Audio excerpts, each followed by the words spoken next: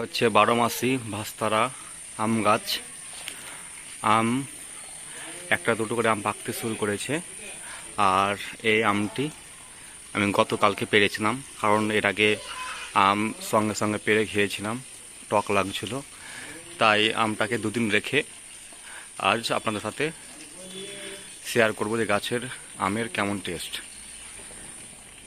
এই গাছের ফলন ভালো হয়, কিন্তু একটা সমস্যা যে গাছের আমের সাইজ কিন্তু প্রথমবার বড় হয় আর তারপরের বার আমগুলো ছোট সাইজ হয়ে যায়।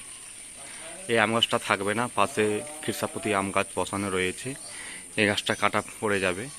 তো আমি এখান থেকে কলম বেঁধেছি, অন্য গাছে গ্রাফটেড করেছি, গাছটাকে বাঁচিয়ে রাখবো। তো চলুন আপনাদের সাথে শেয়ার করি।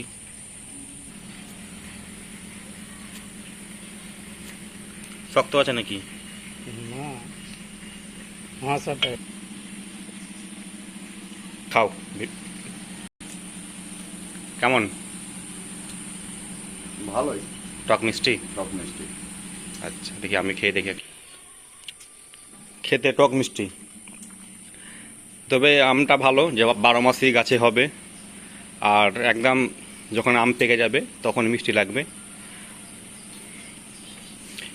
খুব সুন্দর একটা ফ্লেভার রয়েছে, যেটা আমাদের লোকাল আমগুলোতে পাওয়া যায় না।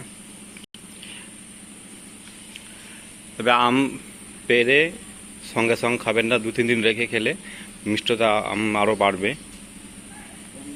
তো এই ছিল ছোট্ট ভিডিও ভালো লাগলে অবশ্যই লাইক করবেন এবং সাবস্ক্রাইব করে চ্যানেলটির পাশে থাকবেন।